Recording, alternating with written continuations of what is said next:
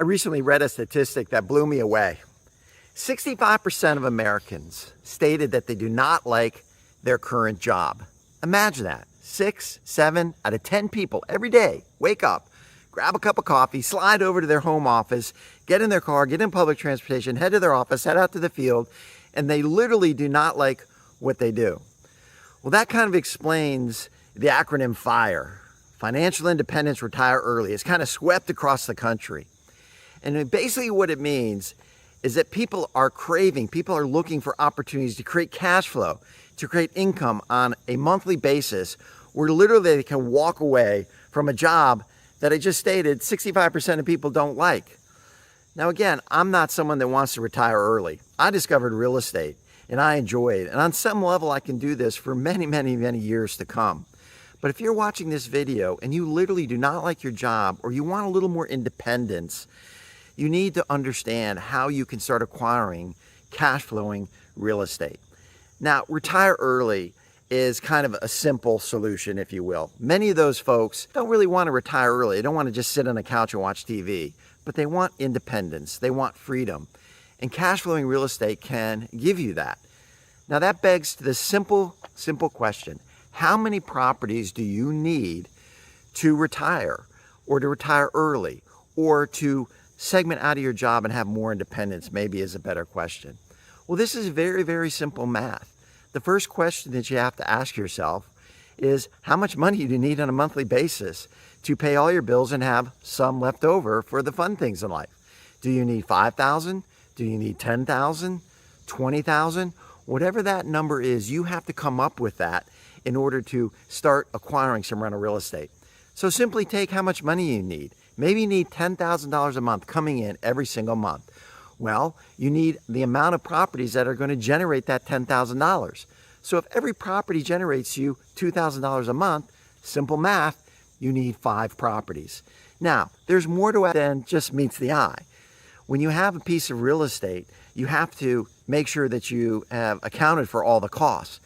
Remember, you not only have the rent coming in, let's say $2,500, but you have expenses going out. You have taxes, property taxes, which are going up in many jurisdictions. You have property insurance, again, are going up in many jurisdictions. Many of you will have a mortgage. You'll have property maintenance. You might even have a property manager if you don't want to manage that property on your own.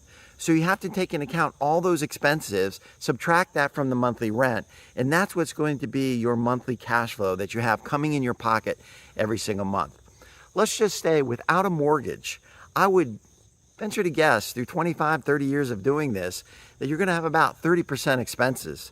So even if you have $1,000 coming in every month, you can count on at least $300 to $350 of that going out for expenses. And then you have to take into account your mortgage. But acquiring rental real estate takes some time, takes some education. But as you gain that knowledge and gain that confidence, you can start acquiring these properties and you can start seeing how that cash flow will start building up. Now I'm standing in front of a property that was recently acquired for a rental. And the math is very, very simple. This is twofold. And I like to add a little juice to my rental properties. And you can do the same thing. This property behind me was acquired for $240,000 all in. And when I say all in, that means after acquiring and having capital, having some room to update the property, some windows, some roof, furnace, hot water heater, all the things on a rental real estate that if you can take care of early, you're not going to have as many headaches going forward. Now, the good news on this property is literally 9 months to a year later after acquiring it, the appraisal came in at roughly $360,000. So not only have we have a house that's renting and renting successfully, we also have equity in a very short period of time. That equity will allow you to refinance. That equity will allow you to take money out so you can do this process again and again and again. So this property behind me is a perfect example of that. Bought for $240,000, rents for $2,400 a month. We have built-in equity of roughly $100,000 to $120,000, and we're off to the races. Property in a good location, good, simple, working-class neighborhood, great tenants, appreciative of the property, and it's going to generate some good money. So over time, as the rents go up and as your mortgages are paid down or you do other activities, Let's say you're in another line of work. Let's say you have a part-time job. Let's say you can buy, renovate, and sell a property. Let's say you can wholesale a piece of real estate. Let's say you take a part-time job working for Uber Eats or consulting or whatever the case may be. You take that extra money and you pay down some of these mortgages. You pay off some of this debt in order for you to have more cash flow. Over time, you're going to start seeing 1, 2, 3, 4 properties in portfolio that are going to generate you a lot of cash going forward. You've heard me talk about this before, and I always think about it as I hear it up in the sky right now. Whenever I fly, without a doubt, whenever I fly and we take off, and I'm sitting next to the window, if possible, I like the window, and I look out and I see down below me neighborhoods, and I see 5 continuous townhouses together.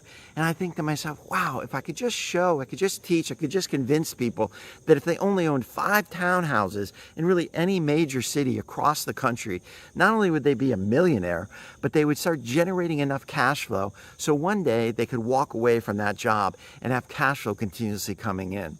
Now, if you don't like property, you don't like people, you don't like managing, there's other opportunities in the real estate investment field to generate cash flow. You can learn how to buy and sell notes. A good performing note where you don't have the hassle of owning the real estate, you don't have to worry about the late night phone calls, you don't have to worry about screening tenants, but every single month that note is secured against a good piece of property, and every single month $1,800, $1,600, $2,000, $2,500 is coming into your bank automatically. And if they don't pay, you have the security of a piece of real estate behind you. So if you're not really into owning or managing real estate, there's other opportunities for you to do this. Now, you saw on some of our emails that some of you I know don't want anything to do with rental real estate. And I can understand that. But once you get educated, once you surround yourself with the right people, once you understand your numbers and exactly what you're going for, I can promise you, as you get through the first 1 or 2, it's going to get much, much easier. All these stories of late night phone calls and bad tenants, sure, do they happen from time to time? Absolutely. But it's more of a fallacy than anything.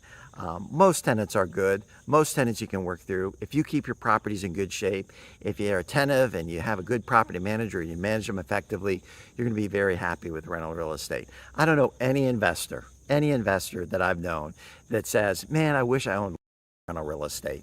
No, they wake up one day, they have cash flow coming in, they have equity, they have independence, they have freedom to do what they want, and it's all because of owning cash flow real estate. So I encourage you to get out there. I encourage you to surround yourself with good people.